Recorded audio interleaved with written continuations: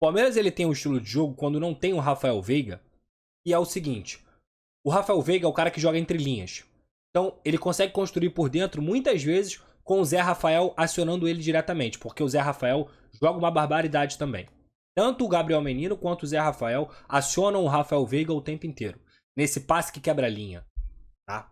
Só que hoje o Palmeiras não tinha esse cara. Quem eram as válvulas de escape do Palmeiras nessa partida? O Arthur do lado direito e o Dudu do lado esquerdo. O Dudu no primeiro tempo fez um jogo muito apagado. Muito mal mesmo. Até porque, pra quem acompanha um pouco do futebol do Dudu e do Palmeiras, o melhor lado dele é o direito. Disparadamente. Disparadamente. E o Arthur só consegue jogar do lado direito. Então, por isso que o Dudu se sentiu talvez um pouco com dificuldade ali naquele lado. O Palmeiras pouco construiu por dentro, tá? Construiu mais por fora. Só que justamente nessa construção, e que o Palmeiras é muito bem treinado, esses movimentos, quando a gente fala assim, o Robson falhou. O fulano falhou. O Robson falhou no gol. Isso é fato. Só que o movimento treinado do Palmeiras de povoamento de área é sacanagem. O primeiro e o segundo gol foram iguais. Ou alguém discorda? O primeiro e o segundo gol foram feitos da mesma maneira. Tá? Por quê? O Palmeiras balança o time, abre a jogada numa ponta, atrai o time do Vasco, tira jogadores do Vasco de dentro da área e nesse balanço, nessa atração para a ponta da área, você já tá vendo Menino entrando na área, o outro ponta invertido entrando na área, o Navarro já tá na área e se tiver mais um meia, vai estar na área. Porque é treinado. É movimento treinado. Gol do Navarro, movimento treinado. Gol do Arthur, movimento treinado. Qual foi pra mim o grande erro do Vasco? Até por estudar, quem para pra ver o Palmeiras sabe, tá? Diminuir a marcação na hora do cruzamento. E foi o que o Vasco acabou não fazendo. Principalmente no gol que o Dudu consegue abrir a jogada pela esquerda, que é o gol de empate, e joga essa bola na área pro Arthur. Qual é o movimento do ponta? O Arthur infiltra na área. O Arthur é pequeno, não é um bom cabeceador, mas infiltra na área, ganha superioridade numérica dentro da área e consegue fazer o segundo gol. No primeiro gol, acho que o Robson dormiu, mas essa falta de combate, ela também foi muito clara. Eu gostaria de mostrar os gols pra vocês aqui, mas eu não posso, infelizmente, senão eu vou tomar strike. Mas depois que vocês pararem pra ver o gol, depois do que eu tô falando, vocês vão perceber um pouco do que eu tô tentando explicar aqui. Então o Vasco baixou as linhas, acabou cedendo o empate. O jogo 2-2 ficou igual. O Palmeiras não foi muito melhor do que o Vasco depois do 2-2, e nem o Vasco foi muito melhor do que o Palmeiras depois do 2-2. Muito pelo contrário. Eu acho que o Maldonado mexeu bem, tá? O Alex Teixeira fez um excelente primeiro tempo. Excelente, de leitura absurda. E no segundo tempo ele acabou caindo de rendimento porque ele cansou. E quando o jogo tá muito intenso, como esses jogos contra grandes equipes, como o Galo, como o Palmeiras, ele acaba sumindo um pouquinho porque ele é um cara muito inteligente, ele é um cara que ele precisa do time pensando nele também. Inclusive teve uma bola que ele ia... que ele tava saindo sozinho novamente, e aí o Pumita segurou a bola, ele fica puto com o Pumita, porque ali poderia ter saído mais um gol do Vasco. Eu acho que vocês vão lembrar do lance desses aí. Pra quem tá mandando superchat, eu vou ler tudo, tá? Eu já tô anotando tudo aqui e vou ler. Se você quiser contribuir, colocar o superchat aí, pode mandar. Se você quiser deixar seu like, pode deixar seu like aí, que é de graça. Eu vou ler suas perguntas, a pergunta da galera. E se você quiser ser membro do canal e fazer parte do nosso grupo no WhatsApp, só dá uma olhada aqui, colocar seja membro no Monumental, só R$5 por mês, você faz parte da nossa resenha lá no WhatsApp. Então, voltando, o Alex cansou. E aí ele fez as substituições. Eu achei que o Figueiredo, depois da lesão que ele teve dentro do Campeonato Carioca, que deixou ele fora alguns jogos, foi o melhor jogo que o Figueiredo entrou. Entrou muito bem o Figueiredo na partida de hoje, como ponta esquerda, né? O Marlon entrou bem também, fazendo uma recomposição muito boa. A saída de bola não estava tão boa, porque é um jogo pegado, é um jogo de competição, é um jogo que você... Os erros, eles são muito mínimos, entendeu?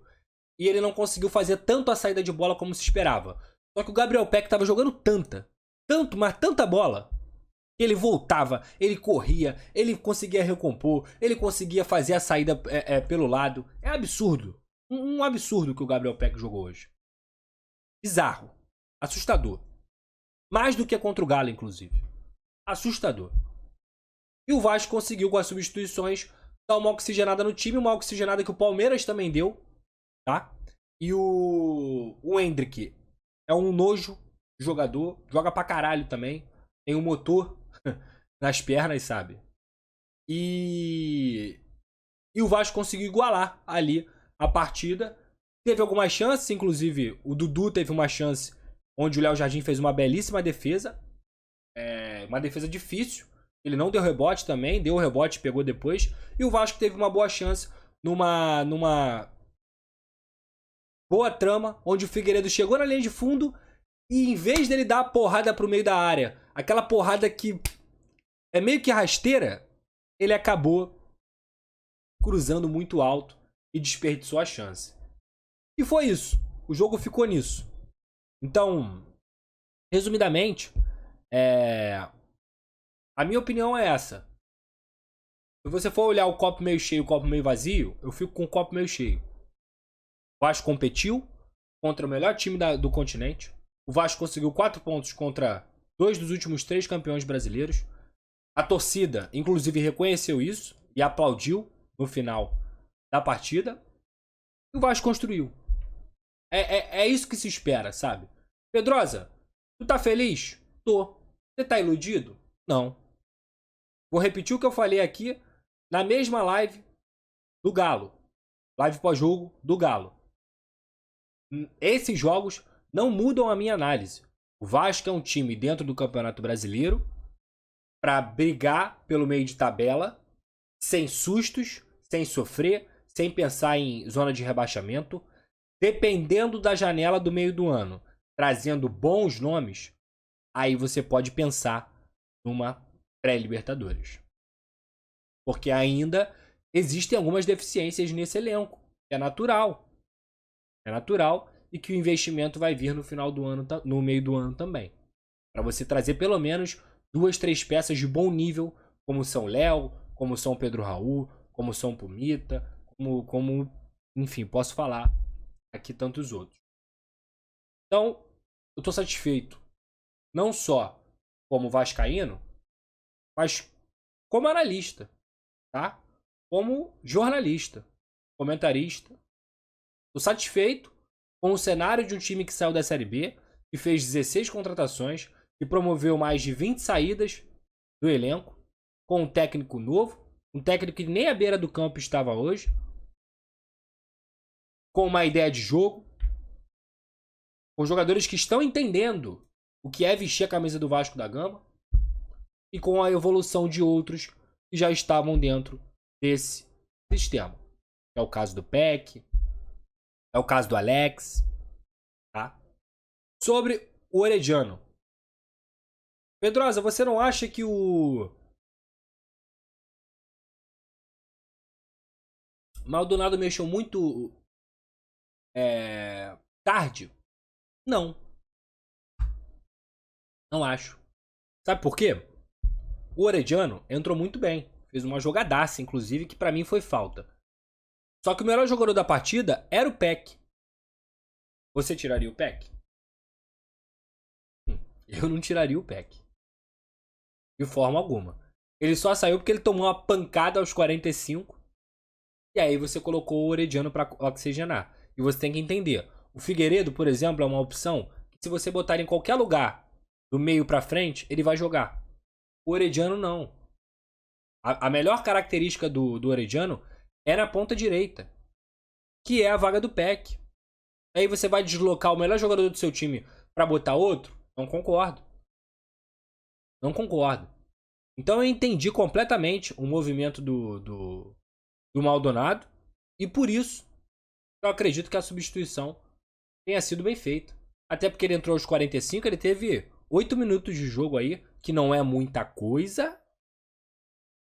Mas é isso. É isso. Talvez, se o jogo que o Peck fez fosse o Alex Teixeira fazendo, o Peck sairia, mas antes ele colocaria o Orediano. Mas o que eu quero dizer com tudo isso? Que bom que você tem um reserva capaz de manter o nível do titular.